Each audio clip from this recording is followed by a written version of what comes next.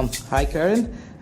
We are with the CEO of the Melbourne Convention Bureau at AIME Melbourne in Australia, one of the most dynamic dignitaries out here. And we see Karen talking about the implemented strategies of Melbourne Convention Bureau, the growing trends in the social media, importance of face-to-face meetings, and much more. So here we go. Karen, another start to successful AIME. Congratulations. Thank you. What are the special responses that you are getting this year? For an AIME perspective, well, we've had great response as far as hosted buyers are actually concerned. So over 50% of hosted buyers this year are new to AIME, and we've had more numbers than we've had last year. So we're over 500 attendees from a hosted buyer program. So that's very exciting for us. But there's plenty of new things going on down on the show floor as well. And there's things like areas for first-timers, there's new technology components of it, there's some new theming in the food cafes. So there's a lot of activity going on to actually continue to evolve AIME and bring it to life. Great. MCB continues to grow in your leadership, right? So tell our readers something about the challenges that you had to face when you actually joined MCB. Well, it's over 2 years ago now, and I guess the first thing that we did was really sit down and identify what the market was actually doing in the future, and then what our role was in that. And we built a 5-year strategic plan on that we continue to refresh every year, and understand really where we should be spending our resources and what it was we need to do to continue to make sure that Melbourne continue to grow its market share. Okay. Can you please share your thoughts about the growth of the meetings industry in the Asia Pacific region? Is it like everyone is speaking about the growth of the Asia region, like China, India, Australia, booming with the MICE industry and also the tourism industry? So what are your thoughts on it? It's great. The rise of Asia's been on the lips of most countries around the world, and I think most destinations now have what they term a China strategy. But I think they also should be thinking about an India strategy along with that. I mean, there's talk that, they're going to have more middle class people in both those economies and both those markets. So as a result of that, we need to be ready to grow those attendees coming to our conferences and both identifying where some of the business opportunities are. So it's a healthy environment and a healthy place for us to be in. It is just much more competitive than it used to be for that reason as well. All right. Do you see Europe as your major market, or do you see Asia Pacific, Middle East, or the North Americas be your major market? Well, for the Bureau, most of the International Association headquarters are based in Europe. Right. It's over 45%. And then the other 30% is based in North America and 11% are in Asia. So as far as where the decision is made for the conference, Europe will continue to be our key source market. And then outside of that, when you're talking about delegate attendance, actually the biggest growth out of delegate attendance is coming out of China and India. Okay. Another one, like Club Melbourne Ambassadors, got recognized in Australia Day 2014. So it was relaunched in August 2013. What was the primary idea behind launching such an agenda? Was that your brainchild or something? It wasn't my brainchild, no. I think it was the Club Melbourne Ambassador Program has been going since 2005.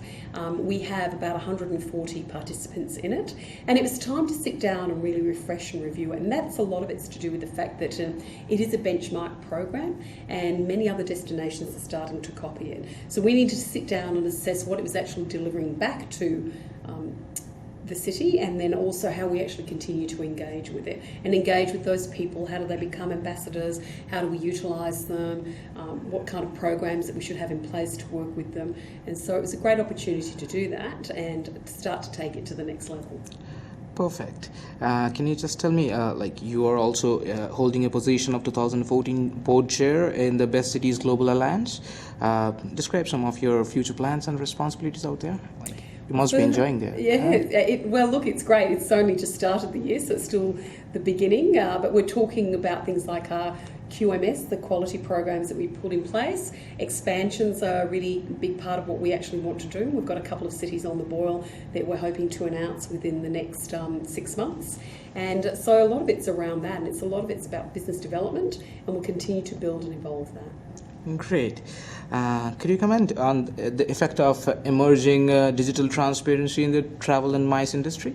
like the social media networking, the social media marketing, and the kind of digital marketing that is coming into the trend?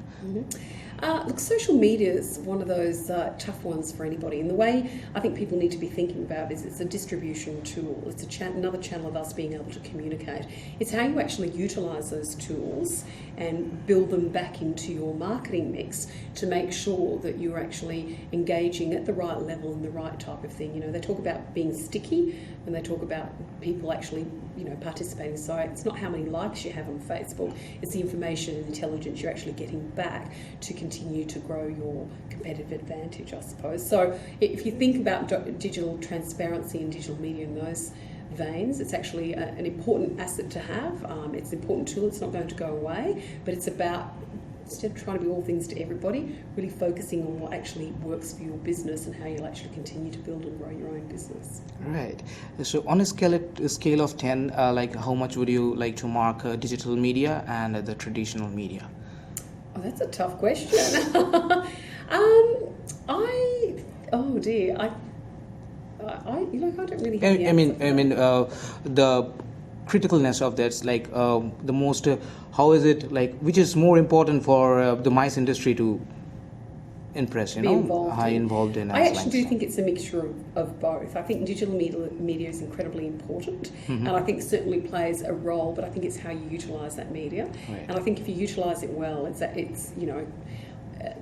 very significant portion. If you want to talk about 100%, you're probably talking about 60-70%, whereas the print media is still important because it's still reaching people that are not necessarily engaged in digital media. And sometimes if you're backing it up with key messages or some kind of editorial, then that's just as important. Great. Dreamtime and Imagine. These are the two things that I heard last day in the conference. Would you throw some light for our readers? So Dreamtime was an event that was held in December last year. It's a Business Events Australia activity run by Tourism Australia. And what we do is we bring about 100 buyers and media to the city. We have to bid for it against other cities across Australia. And we bid for it and won it. It's the first time it's ever been held in Australia, in Melbourne, sorry. And we've certainly had a significant amount of feedback talking about how successful it was. The program was incredibly creative and it really positioned Melbourne quite differently in the minds of people who are buying incentive programs.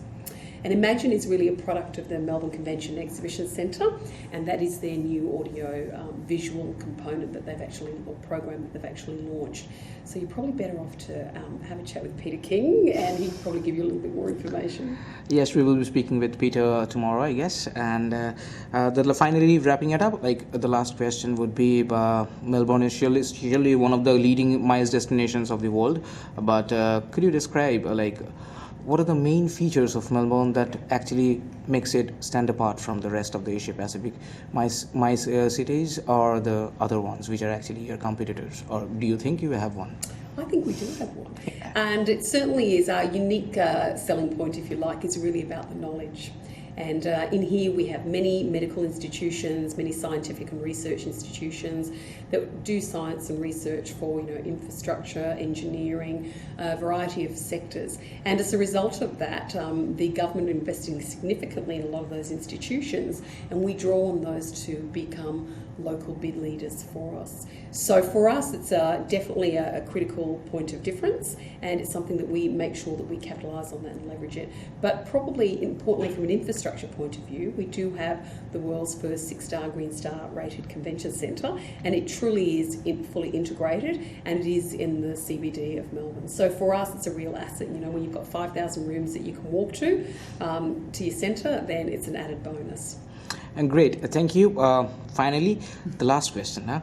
Can you just tell me the difference between, or which one do you think is probably scoring more, like face-to-face meetings, which is actually doing good, but the new trend of green meetings and conference meetings? So, do you think which one is going to make it to the top, in the next by 2020 and 20?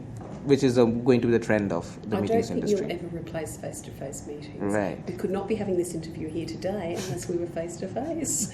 So, and that's really what it's about. It's about reading the body language, being able to press questions a little bit further. And when you're in the hybrid type meetings, as good as they can be, and they certainly had value and an asset to destinations and conferences, but I don't think it will ever replace a face-to-face, because at the end of the day you need the face-to-face to bring the hybrid in. So yes. Okay, thank you, Karen. It was wonderful talking to you, and I hope Melbourne does well and AIME will be doing better. I know. Thank you so much. Great. Thank you, Sadipto.